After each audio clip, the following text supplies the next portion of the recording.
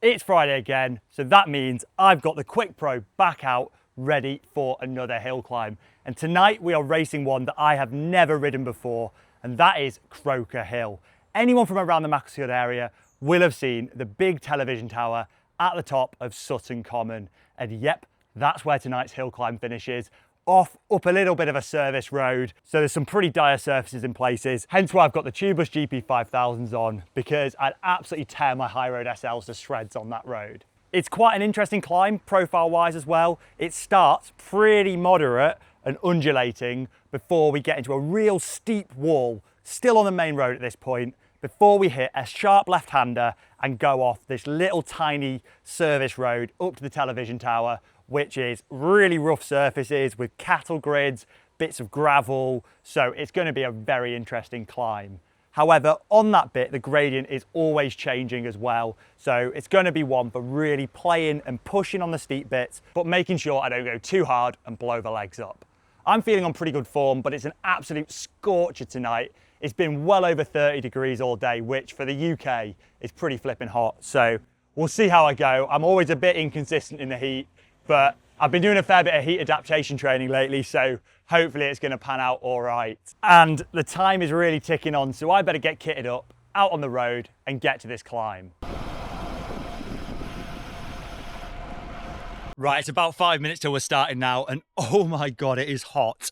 Like, I know I'm whinging, we're in the UK, it's not like crazy temperature, but when it's over 30 degrees at like 7:30 at night, yeah, it's a sweaty one. Even doing like 200 watts warming up, my heart rate's like through the roof. So it's going to be a real interesting one. Let's see if I completely blow up or not. I've had some ropey ones in the past with temperature, like when I tried to do my Alpe d'Huez PB effort. We'll see how it goes anyway. I better go get lined up now. Stay tuned for the race POV, and then I'll catch you at the top. 5, 4, 3, 2, 1, clear, go! Kicking off the climb is a bit of a weird anticlimactic start. As you can see, we pretty much start off on the flat before we hit this first pitch. Throughout the flat section, I had one goal: not push stupid watts and keep nice and low and aero. It's really easy to get carried away early on climbs like this. But as the road started to pitch uphill, I tried to get my power up to that high 300, low 400 range without going too hot too early, as I knew this is a long climb.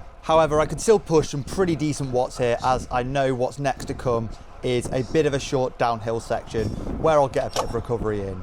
Cresting that first little pitch then, you can see my average power up there was 380 watts, and immediately as the road flattens off, I get tucked down nice and low and aero, trying to maintain as much speed as I can on this fast flat and downhill section.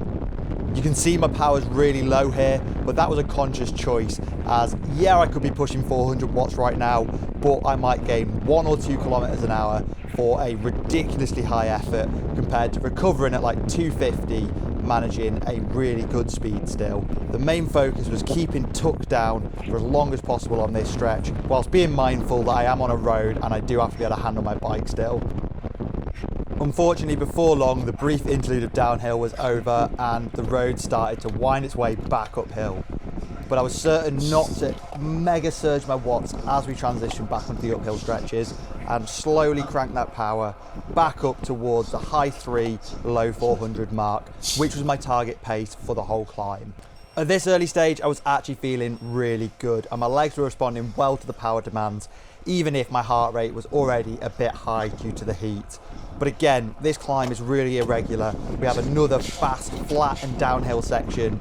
Only a brief one this time, but again, making sure to back the watts down and get a bit of recovery in ahead of what is going to be the toughest section of this climb. We were now entering the really steep wall I was talking about. This next 500 or 600 meters is averaging over 11%. And I knew this is one of the critical moments where I have to get some of my best power out of the whole race. So my pacing plan was to do around 380 watts up this stretch to really keep the gas on. Maybe I could have pushed slightly higher, and at times I was drifting up into the low 400s, but I was trying to modulate my effort along with the gradient. It was getting pretty hot now as well, and I was really starting to suffer heart rate wise as you can see, my heart rate ticking over on the edge of the 190 barrier. Long straight roads like this are always quite tough when you're racing, except for one occasion when you do get a little glimpse of your minute man up the road and you can work out that, yeah, I'm definitely not a minute behind them anymore, meaning I am gaining on the rider in front. And at this stage, that's when I did start to see them, knowing I was on for a pretty decent time. And as the road levels off, my power for the 2.5 minute section up the wall was 382 watts. So pretty much bang on my pacing plan. And here was a brief interlude of shallower gradients before the real fun begins. So I backed off the power ever so slightly, making sure my legs were ready to go for the final big kick up to the summit. And swinging round sharply to the left, making sure to avoid all the gravel and rough surface, we were on to the track up to the television tower. And this is where the gradients got back to proper climbing territory again. And as you can see, my watts responded with it, straight back up into the 400s. But I'm starting this stretch with my heart rate already comfortably into the 190s. So this is not going to be an easy task.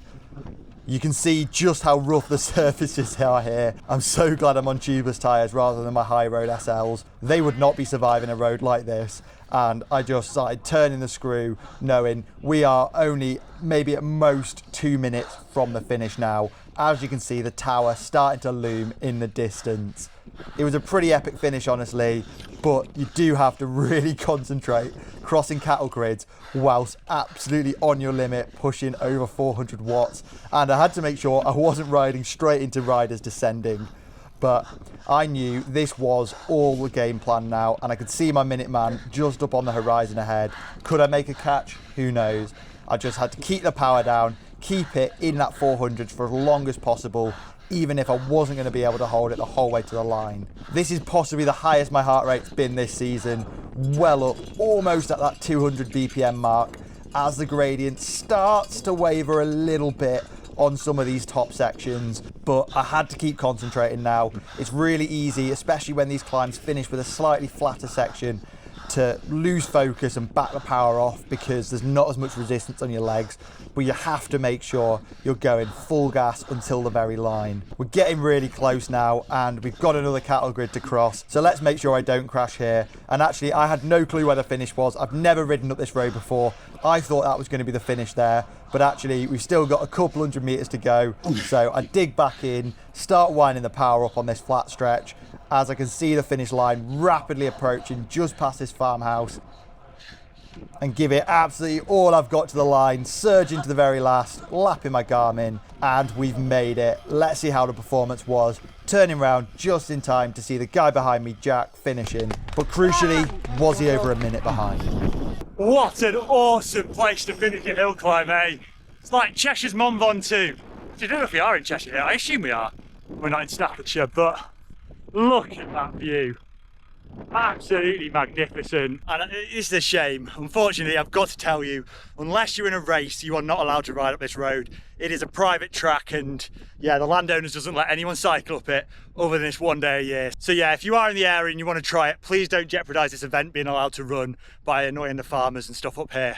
Because yeah, it's great that they let us use the road. So yeah, just that one. But yeah, magnificent, isn't it? Also quite funny, it seems the China bikes are even taking over our local hill climb scene. Just tonight alone I spotted an Evolve Chima, an X-Lab, obviously my bike, and plenty of like elite wheels, saw some CRWs, and like people racing these aren't necessarily all clued up in that game. So yeah, definitely taking over the mainstream market here in the UK as well. I hate to break it to you, unfortunately it wasn't a win again, and it was another second place to the same guy as last week as well, Jack Morris, but I think I rode this one far better than last week. Despite it being a longer climb, I only lost around 20 seconds to Jack, and yeah, it's quite a bit longer of a climb. I think I did about 9:41 up here, so I'm really quite proud of that result anyway. Right, I'm going to get myself back home, and I'll see you back there with a debrief and the full results. So back home a few days later, I've got myself an aero trim, and now it's time to have a quick chat about the results. I'll keep this short and sweet, but yeah, 20 seconds down on Jack, which is an improvement on last week, so we are getting closer to getting back on the top step of the podium. But here's the really interesting bit. The organisers took a time split as we turned off the main road in this event, and on the really rough technical stuff at the top, I actually set the fastest time out of the whole field, albeit by only a small margin. That means all the time I lost to the leader across the entire race was on the main road stretch. And whilst this isn't the sort of race where average power is the most useful, looking at it all in one go, my average was 362 watts. And when you look at each of the individual climbing sections, I was averaging around 380 up each of them. So pretty much bang on my pacing plan and a really respectable effort that I'm pretty proud of. So I know exactly where I need to be focusing my effort on improving over the next few weeks, and it's on the fast main road stuff. I need to improve my aerodynamics further and simply just get faster uphill. And actually, since that race until now, I think I've made a pretty breakthrough improvement to my position on the bike, and I can't wait to test it out in a race. Next week, we are racing up a climb called Pym Chair, which is the absolute iconic queen stage of our hill climb series, with some brutally steep gradients. I think I'm going to have to get the climbing wheels out and maybe even switch to one by to save every gram possible for this one, as yeah, it is just so steep. So make sure you do not miss it. You get yourself subscribed down below, and I'll see you all soon.